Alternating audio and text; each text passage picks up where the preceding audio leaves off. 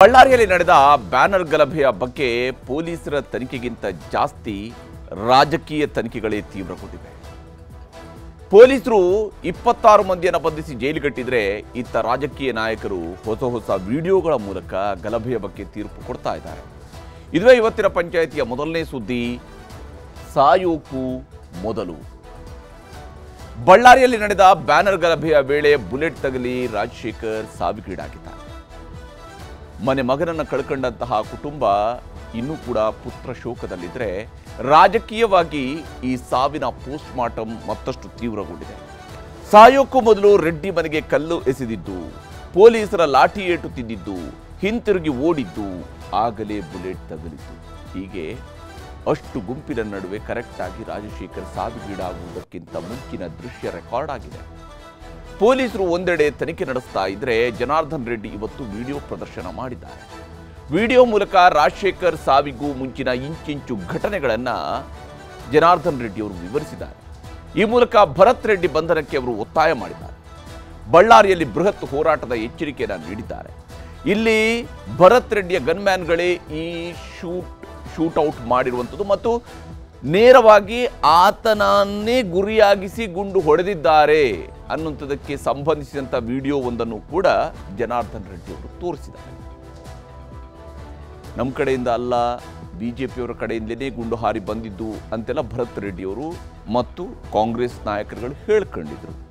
ಕಂಪ್ಲಿ ಗಣೇಶ್ ಅವರು ಇವತ್ತು ಕೂಡ ಆರೋಪ ಮಾಡಿದ್ದಾರೆ. ಜನಾರ್ದನ್ ರೆಡ್ಡಿ ಅವರ ಮನೆ ಕಡೆಯಿಂದಲೂ ಕೂಡ ಒಬ್ಬ ಗನ್ಮ್ಯಾನ್ ಇದ್ದ, ಅವರ ಮನೆ ಮೇಲೆ ಇದ್ದ, ಮಹಡಿ ಮೇಲೆ ಇದ್ದ ಒಬ್ಬ ಗನ್ಮ್ಯಾನ್ ಇದ್ದ ಅಂತ ಹೇಳ್ತಾರೆ. ಪೊಲೀಸರು ನೋಡಿದರೆ ತನಿಖೆಯನ್ನು ನಡೆಸ್ತಾ ಇದ್ದಾರೆ. ಆದರೆ ಇದರ ನಡುವೆ ಬಳ್ಳಾರಿ ಜಿಲ್ಲೆಯ ಪೊಲೀಸ್ ಮುಖ್ಯಸ್ಥರುಗಳ ಬದಲಾಗಿದೆ. ತಲೆಗಳು ಉರುಳಿದ್ದಾವೆ, ಎತ್ತಂಗಡಿ ಆಗಿದ್ದಾವೆ, ಹೊಸಬರು ಬಂದಿದ್ದಾರೆ, ಅಧಿಕಾರ ತಗೊಂಡಿದ್ದಾರೆ, ಚಾರ್ಜ್ ತಗೊಂಡಿದ್ದಾರೆ. ರಾಜಕೀಯ ಜಿದ್ದಾಜಿದ್ದಿ ಒಂದು ಕಡೆ ಆದರೆ ಪೊಲೀಸರ ಮೇಲೆ ಇರುವಂಥ ಅನುಮಾನ ಮತ್ತೊಂದು ಕಡೆ. ಇದೆಲ್ಲದರ ಬಗ್ಗೆನ ವಿವರವಾದಂತಹ ವರದಿಯನ್ನು ನಿಮಗೆ ತೋರಿಸ್ತೀವಿ ಇವತ್ತಿನ ಪಂಚಾಯಿತಿಯ ಮೊದಲ ಸುದ್ದಿಯಲ್ಲಿ. ಸಾಯೋಕು ಮೊದಲು. ಇನ್ನು ಇವತ್ತಿನ ಪಂಚಾಯಿತಿಯ ಎರಡನೇ ಸುದ್ದಿ. ಖಾಕಿ ಮುಂದೆ ಬೆತ್ತಲೆ. ಪೊಲೀಸ್ ವ್ಯಾನ್ನಲ್ಲಿ ಮಹಿಳೆ ಬೆತ್ತಲೆಯಾಗಿದ್ದಂತಹ ವಿಡಿಯೋ ವೈರಲ್ ಆಗ್ತಾ ಇದ್ದಂತೆಯೇ ಖಾಕಿ ವಿರುದ್ಧ ಜನಾಕ್ರೋಶ ವ್ಯಕ್ತವಾಗಿತ್ತು. ಹುಬ್ಬಳ್ಳಿಯಲ್ಲಿ ಪೊಲೀಸರು ಮನುಷ್ಯತ್ವವನ್ನೇ ಮರೆತು ವರ್ತಿಸಿದ್ದಾರಾ ಅನ್ನುವಂತಹ ಪ್ರಶ್ನೆಗಳು ಕೂಡ ಎದ್ದಿದ್ವು. ಯಾಕಂದರೆ ನೀವು ಬಂಧಿಸೋದು ಓಕೆ, ಅದೇ ಒಬ್ಬ ಮಹಿಳೆಯನ್ನು ವಿವಸ್ತ್ರಗೊಳಿಸೋದು ಅಂದರೆ ಏನು ಅನ್ನುವಂತಹ ಪ್ರಶ್ನೆ ಆ ವಿಡಿಯೋವನ್ನು ನೋಡಿದ ಯಾವುದೇ ವ್ಯಕ್ತಿಗೂ ಕೂಡ ಸಹಜವಾಗಿದೆ ಬರುವಂಥದ್ದೇ.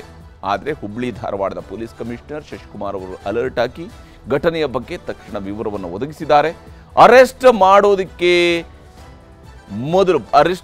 ಪೊಲೀಸರು ಬರ್ತಾ ಇದ್ದಂತೆಯೇ ಪೊಲೀಸರ ಮುಂದೆಯೇ ಮಹಿಳೆ ಬಟ್ಟೆ ಬಿಚ್ಚಿ ಬೆತ್ತಲಾಗಿರುವುದರ ಬಗ್ಗೆ ಪೊಲೀಸ್ ಆಯುಕ್ತ ಶಶಿಕುಮಾರ್ ವಿವರಣೆಯನ್ನು ಕೊಟ್ಟಿದ್ದಾರೆ. ಇದರ ನಡುವೆ ಬಿಜೆಪಿ ಕಾರ್ಯಕರ್ತೆಯರು ಪೊಲೀಸ್ ಠಾಣೆ ಎದುರುಗಡೆ ಪ್ರತಿಭಟನೆ ನಡೆಸಿದ್ದಾರೆ. ಮಹಿಳಾ ಪೊಲೀಸರು ತಮ್ಮ ಹೊಟ್ಟೆಗೆ ಆರೋಪಿ ಮಹಿಳೆ ಕಚ್ಚಿದ್ದನ್ನು ಕ್ಯಾಮ್ರಾ ಮುಂದೆ ತೋರಿಸಿದ್ದಾರೆ, ತಮ್ಮ ಅಳಲನ್ನು ತೋಡ್ಕೊಂಡಿದ್ದಾರೆ. ಹಾಗಾದರೆ ಏನು ಘಟನೆ ಇದು?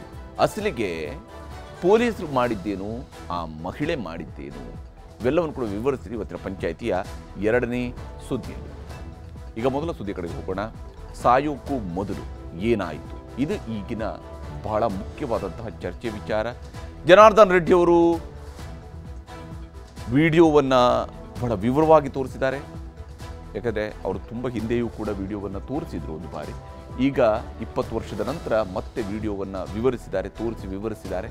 ಆ ಮೂಲಕವಾಗಿ ಅದರಲ್ಲಿ ಅವರು ಹೇಳಿದ್ದಾರೆ ಹೇಗೆ ಆ ರಾಜಶೇಖರ್ ಅನ್ನುವಂತಹ ವ್ಯಕ್ತಿಯಲ್ಲಿ ಆತನಿಗೆ ಲಾಠಿ ಏಟು ಬಿದ್ದಿರುವಂಥದ್ದು, ಅದಾದ ನಂತರ ಆತ ಓಡ್ಕೊಂಡು ಬರುವಂಥದ್ದು, ಆತನ ಹಿಂಭಾಗದಲ್ಲಿ ನಿಂತಿರುವಂತಹ ಗನ್ಮ್ಯಾನ್, ಅಲ್ಲಾಗಿರುವಂತಹ ಶೂಟ್ ಅದು ನೇರವಾಗಿ ಈತನಿಗೆ ತಗಲಿದೆ ಅನ್ನೋದು ಜನಾರ್ದನ್ ರೆಡ್ಡಿ ಅವರು ಮಾಡ್ತಾ ಇರುವಂತಹ ಆರೋಪ.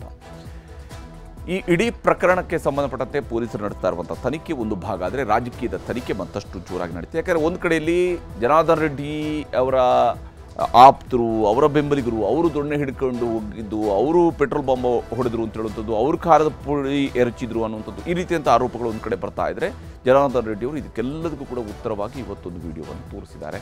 ರಾಮುಲು ಅವರು ಕೂಡ ಜೊತೆಗೆ ಇದ್ದರು. ರೆಡ್ಡಿ ರಾಮುಲು ಇಬ್ಬರು ಜೋಡಿಯಾಗಿ ಭರತ್ ರೆಡ್ಡಿ ಮತ್ತು ಕಾಂಗ್ರೆಸ್ ವಿರುದ್ಧ ಮುಗಿಬಿದ್ದಿದ್ದಾರೆ. ಅದರ ಬಗ್ಗೆ ವರದಿಯನ್ನು ತೋರಿಸಿದ್ದಾರೆ. ಕಣ್ಣೆದುರುಗಡೆನೇ ಅವರು ಗನ್ಮ್ಯಾನಿಗೆ ಹೇಳಿ ಗುಂಡು ಆರಿಸಿ ಟೈಮಲ್ಲಿ ಎಲ್ಲ ಕಾರ್ಯಕರ್ತರೆಲ್ಲ ಕೂಡ ಕಿರ್ಚಾಡ್ತಾರೆ. ಸೊ ಭರತ್ ಜೊತೆ ಬಂದಿರುವಂಥ ರಾಜಶೇಖರ್ ರೆಡ್ಡಿನ ಇವರು ಕೊಲೆ ಮಾಡ್ತಿದ್ದು. ಬಳ್ಳಾರಿನಲ್ಲಿ ಗಲಾಟೆ ಆಗಬೇಕಾದ್ರೆ ಒಬ್ಬ ಸಾಯ್ಬೇಕಾದ್ರೆ ಪ್ರಚೋದನೆ ಮಾಡಿದವ್ರು ಯಾರು?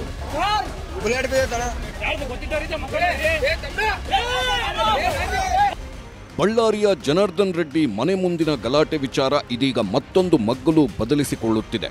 ರಾಜಶೇಖರ್ ಮೇಲೆ ಆಕಸ್ಮಿಕವಾಗಿ ಗುಂಡು ಹಾರಿದ್ದಲ್ಲ, ಅದೊಂದು ವ್ಯವಸ್ಥಿತ ಕೊಲೆ ಎಂಬುದು ರೆಡ್ಡಿ ರಾಮುಲು ಆರೋಪ. ಶಾಸಕ ಭರತ್ ರೆಡ್ಡಿ ಸಮ್ಮುಖದಲ್ಲೇ ಶಾಸಕರ ಕುಮ್ಮಕ್ಕಿನಿಂದಲೇ ಆದ ಕೊಲೆಯೆಂದು ಆರೋಪ ಮಾಡುತ್ತಿರುವ ರೆಡ್ಡಿ ತಮ್ಮ ಬಳಿ ಇರುವ ಸಾಕ್ಷ್ಯಗಳನ್ನ ಇವತ್ತು ಟಿವಿಯಲ್ಲಿ ತೋರಿಸುತ್ತಾ ವಿವರಿಸಿದ್ದಾರೆ.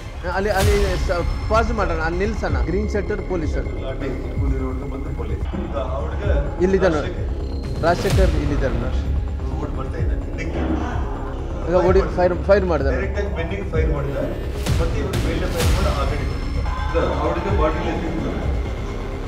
ಜನಾರ್ದನ್ ರೆಡ್ಡಿ ಮನೆ ಮುಂದಿನ ಗಲಾಟೆಯ ಮತ್ತೊಂದು ವಿಡಿಯೋ ವೈರಲ್ ಆಗಿದೆ. ರೆಡ್ಡಿ ಮನೆಯಲ್ಲೇ ದೊಡ್ಡ ಸ್ಕ್ರೀನ್ ಹಾಕಿ ಎಲ್ಲರಿಗೂ ಜನಾರ್ದನ್ ರೆಡ್ಡಿ ಹಾಗೂ ಶ್ರೀರಾಮುಲು ವಿವರಣೆ ನೀಡಿದ್ದಾರೆ. ಜನಾರ್ದನ್ ರೆಡ್ಡಿ ಕಚೇರಿ ಮೇಲೆ ನಿಂತಿದ್ದ ರೆಡ್ಡಿ ಗುಂಪಿನ ವಿಡಿಯೋಗ್ರಾಫರ್ ಸೆರೆ ಹಿಡಿದಿದ್ದ ವಿಡಿಯೋ ರಿಲೀಸ್ ಮಾಡಿದ್ದಾರೆ ರೆಡ್ಡಿ ಬ್ರದರ್ಸ್. ಮನೆ ಮುಂದಿನ ರಸ್ತೆಯ ಡಿವೈಡರ್ ಮೇಲೆ ನಿಂತು ರೆಡ್ಡಿ ಮನೆಯತ್ತ ರಾಜಶೇಖರ್ ಕಲ್ಲು ಎಸೆಯುತ್ತಿರುವ ದೃಶ್ಯ ಕೂಡ ಇದರಲ್ಲಿತ್ತು. ರಾಜಶೇಖರ್ ಕಲ್ಲು ಎಸೆಯುತ್ತಿದ್ದಾಗ ಪೊಲೀಸರು ಲಾಠಿ ಏಟು ಕೊಟ್ಟಿದ್ದಾರೆ.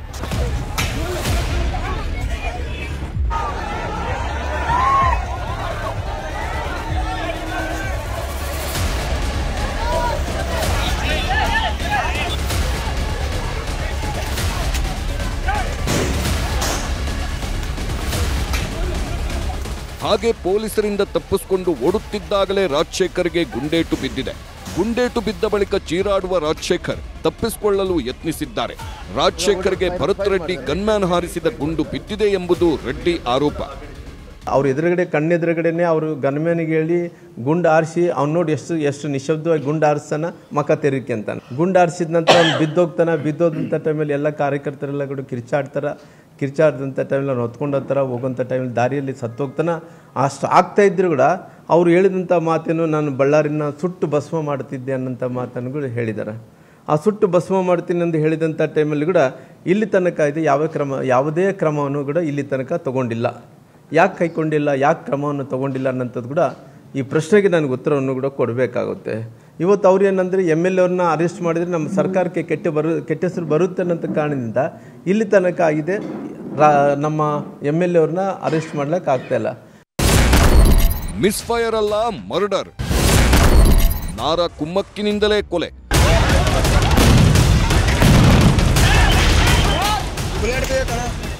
ರಾಜಶೇಖರ್ ಸತ್ತಿರೋದು ಭರತ್ ರೆಡ್ಡಿ ಖಾಸಗಿ ಗನ್ಮ್ಯಾನ್ ಹಾರಿಸಿದ ಬುಲೆಟ್ನಿಂದಲೇ ಅನ್ನೋದು ರೆಡ್ಡಿ ರಾಮುಲು ಆರೋಪ. ಪೊಲೀಸರ ಲಾಠಿ ಏಟಿನಿಂದ ತಪ್ಪಿಸಿಕೊಳ್ಳಲು ಹಿಂತಿರುಗಿ ಓಡುತ್ತಿದ್ದಾಗ ರಾಜಶೇಖರ್ಗೆ ಹಿಂಬದಿಯಿಂದ ಗನ್ಮ್ಯಾನ್ ನೇರವಾಗಿ ಶೂಟ್ ಮಾಡಿದ್ದಾನೆ ಎಂದು ಜನಾರ್ದನ್ ರೆಡ್ಡಿ ವಿಡಿಯೋ ಮೂಲಕ ವಿವರಿಸಿದ್ದಾರೆ. ಅಲ್ಲದೆ ಇದು ಭರತ್ ರೆಡ್ಡಿ ಸಮ್ಮುಖದಲ್ಲೇ ಆಗಿರುವ ಕೊಲೆ. ಶಾಸಕರೇ ಮುಂದೆ ನಿಂತು ಕಾರ್ಯಕರ್ತನ ಬಲಿ ಪಡೆದಿದ್ದಾರೆ ಎಂಬ ಗಂಭೀರ ಆರೋಪ ಮಾಡಿದ್ದಾರೆ. ಅದು ಮಿಸ್ಫೈರ್ನಿಂದ ಆಗಿರುವ ಸಾವು ಅಲ್ಲವೇ ಅಲ್ಲ, ಅದು ಮರ್ಡರ್ ಎಂಬ ಆರೋಪವನ್ನ ರೆಡ್ಡಿ ಮಾಡಿದ್ದಾರೆ. 9 ಗಂಟೆಗೆ ಭರತ್ ರೆಡ್ಡಿ ಬಂದ ಮೇಲೆ ಇದಾಗಿತ್ತು. ಸೊ ಸತೀಶ್ ರೆಡ್ಡಿ ಸಮಕ್ಷಮದಲ್ಲೇ ಚಂದ್ರಶೇಖರ್ ಬಂದು ಜೊತೆಯಲ್ಲಿದ್ದ. ಆವಾಗ ಅವನು ಮುಗಿಸಿಬಿಡಬೇಕಾಗಿತ್ತು. ಅವನಿಗೆ ದೇವರ ಆಯುಷ್ ಭಾಳ ಗಟ್ಟಿಯಾಗಿ ಕೊಟ್ಟಿದ್ದಾನೆ, ಅವನು ಬದುಕಿದ್ದಾನೆ. ಸೊ ಭರತ್ ಜೊತೆ ಬಂದಿರುವಂಥ ರಾಜಶೇಖರ್ ರೆಡ್ಡಿನ ಇವರು ಕೊಲೆ ಮಾಡಿಸಿತ್ತು. ತಾವೇ ನೋಡಿದ್ದೀರಿ, ಗನ್ಮ್ಯಾನ್ಗೆ ಆ ಹುಡುಗನಿಗೆ ಮಧ್ಯದಲ್ಲಿ ಯಾರೂ ಕೂಡ ಇಲ್ಲ. ಮತ್ತು ಆ ಹುಡುಗ ತಿರುಗಿ ವಾಪಸ್ ಓಡೋಗ್ತಾ ಇದ್ದಾನೆ. ಆದರೆ ತಪ್ಪಿಸ್ಕೊಂಡು ಪೊಲೀಸ್ ಲಾಠಿ ಗಲಾಟೆಗಳೆಲ್ಲ ಅವನೇ ಓಡೋಗ್ತಾ ಇದ್ದಾನೆ. ಹಿಂದೆಯಿಂದನೇ ಇವರು ಫೈರ್ ಮಾಡಿ ಕೊಲೆ ಮಾಡಿರುವಂಥದ್ದು ತಾವು ಕಣ್ಣಾರು ನೋಡಿರೋ ಕಾರಣ ಶ್ರೀರಾಮುಲು ಅವರು ಹೇಳಿದಾಗೆ ತಕ್ಷಣ ಒಂದು ಕ್ಷಣ ಕೂಡ ತಡೆ ಮಾಡಿದ್ದೇನೆ. ಭರತ್ ರೆಡ್ಡಿ ಇರುವಂಥ ಅವನ ಸಮಕ್ಷಮದಲ್ಲೇ ಇದು ನೇರವಾಗಿ ಕೊಲೆನೇ ಆಗಿರುವಂಥದ್ದು, ಇದರಲ್ಲಿ ಎರಡನೇ ಮಾತೇ ಇಲ್ಲ.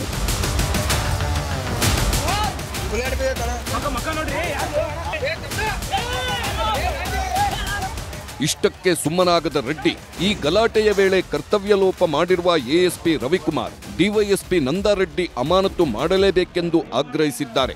ಶಾಸಕ ಭರತ್ ರೆಡ್ಡಿ ಹಾಗೂ ಇಬ್ಬರು ಪೊಲೀಸ್ ಅಧಿಕಾರಿಗಳ ವಿರುದ್ಧ ಮತ್ತೊಂದು ದೂರು ನೀಡಲು ಜನಾರ್ದನ್ ರೆಡ್ಡಿ ನಿರ್ಧರಿಸಿದ್ದಾರೆ. ಅಷ್ಟೇ ಅಲ್ಲ, ಬುಲೆಟ್ ದಾಳಿ ಖಂಡಿಸಿ ಬಳ್ಳಾರಿಯಲ್ಲಿ ಜನವರಿ 17ರಂದು ಬೃಹತ್ ರ್ಯಾಲಿ ಕೂಡ ಆಯೋಜಿಸಿದ್ದಾರೆ. ಈ ಮೂಲಕ ಕಾಂಗ್ರೆಸ್ ಸರ್ಕಾರಕ್ಕೆ ಬಿಸಿ ಮುಟ್ಟಿಸಲು ಕೇಸರಿ ಟೀಮ್ ಸಜ್ಜಾಗುತ್ತಿದೆ.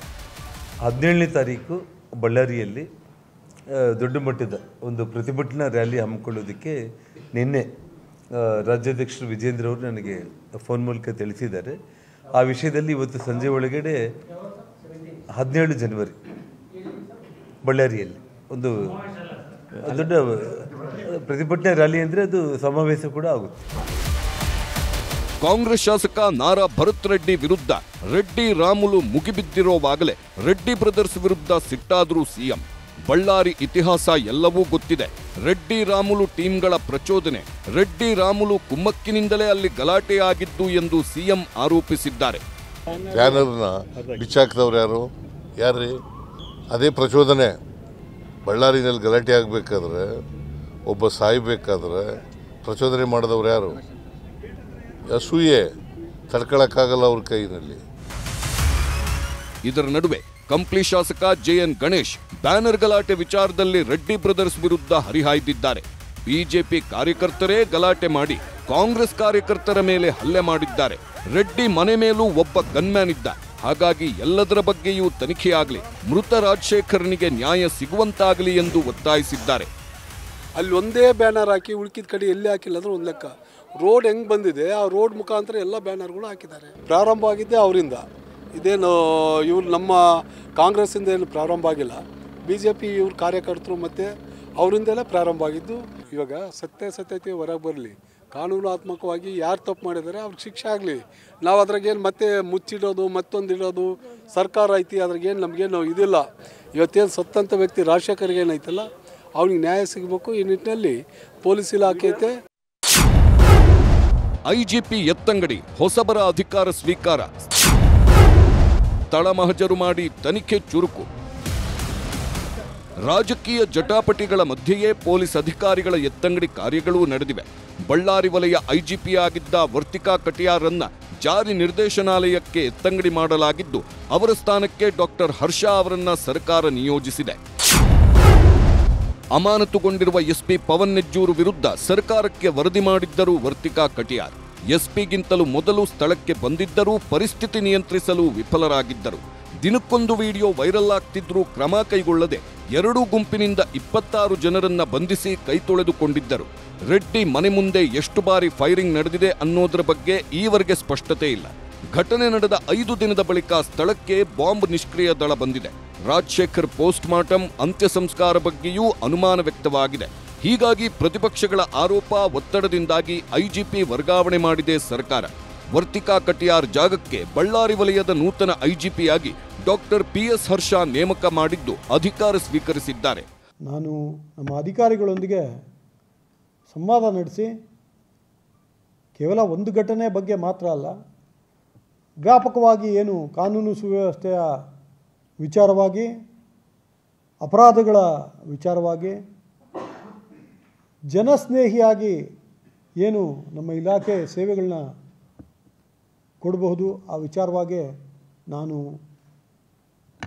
ವಿಶದವಾಗಿ ಅವರೊಂದಿಗೆ ಚರ್ಚೆ ಮಾಡಿ ಮುಂದಿನ ದಿನಗಳಲ್ಲಿ ತಮಗೆ ವಿವರವಾದ ಮಾಹಿತಿ ನಾನು ತಿಳ್ಕೊಳ್ತೇನೆ. ಇದಕ್ಕೆ ಭೌತಿಕವಾಗಿ ನಾನು ಹೋಗಿ ಕೆಲವು ಸ್ಥಳಗಳನ್ನ ಪರಿಶೀಲನೆ ಮಾಡಬೇಕಾಗ್ತದೆ, ಅಧಿಕಾರಿಗಳೊಂದಿಗೆ ವಿಚಾರ ವಿನಿಮಯ ಮಾಡಬೇಕಾಗ್ತದೆ, ಕಡತಗಳನ್ನ ನೋಡಬೇಕಾಗ್ತದೆ. ಹಾಗಾಗಿ 1-2 ದಿನಗಳಲ್ಲಿ ಸರ್ಕಾರ ಹೊಸ ಪೊಲೀಸ್ ವರಿಷ್ಠಾಧಿಕಾರಿಯವ್ರನ್ನು ನೇಮಕ ಮಾಡಿರೋದ್ರಿಂದ ಅವರು ಬಂದು ವರದಿ ಮಾಡ್ತಾರೆ. ಅಧಿಕಾರ ಸ್ವೀಕಾರ ಮಾಡಿಕೊಳ್ಳುತ್ತಲೇ ಬ್ಯಾನರ್ ಗಲಾಟೆ ಸ್ಥಳ ಮಹಜರು ನಡೆಸಿ ಸಂಪೂರ್ಣ ಪರಿಶೀಲನೆ ಮಾಡಿದ್ರು ಐಜಿಪಿ ಹರ್ಷ. ಸಿಸಿಟಿವಿ ಕ್ಯಾಮೆರಾ ವ್ಯಾಪ್ತಿ ಮತ್ತು ಫುಟೇಜ್ ಪರಿಶೀಲನೆಗೆ ಅಧಿಕಾರಿಗಳಿಗೆ ಸೂಚಿಸಿದ್ರು. ಭದ್ರತಾ ವ್ಯವಸ್ಥೆಯಲ್ಲಿನ ಲೋಪಗಳ ಬಗ್ಗೆ ಅಧಿಕಾರಿಗಳಿಂದ ಸ್ಪಷ್ಟನೆ ಪಡೆದರು. ಆರೋಪಿಗಳ ಪಾತ್ರ ಸ್ಪಷ್ಟಪಡಿಸುವಂತೆ ತನಿಖಾ ತಂಡಕ್ಕೆ ಕಟ್ಟುನಿಟ್ಟಿನ ಸೂಚನೆ ಕೊಟ್ಟಿದ್ದಾರೆ. ತನಿಖೆ ಪಾರದರ್ಶಕ ಹಾಗೂ ವೇಗವಾಗಿ ನಡೆಯಬೇಕು ಎಂದು ನಿರ್ದೇಶಿಸಿದ್ದಾರೆ. ಇದೇನೇ ಇದ್ದರೂ ಈ ಪ್ರಕರಣದಲ್ಲಿ ಇನ್ನೂ ಹಲವಾರು ಅನುಮಾನಗಳಿವೆ. 10 ವಿಡಿಯೋಗಳು ವೈರಲ್ ಆಗ್ತಿವೆ. ಇವೆಲ್ಲವನ್ನು ಕೂಲಂಕುಷವಾಗಿ ಪರಿಶೀಲಿಸಿ ತಪ್ಪಿತಸ್ಥರಿಗೆ ಕಠಿಣ ಶಿಕ್ಷೆ ಕೊಡಿಸುವ ಕೆಲಸವನ್ನ ಸರ್ಕಾರ ಮಾಡಬೇಕಿದೆ. ಗ್ರೀನ್ ಸೆಕ್ಟರ್ ಪೊಲೀಸರು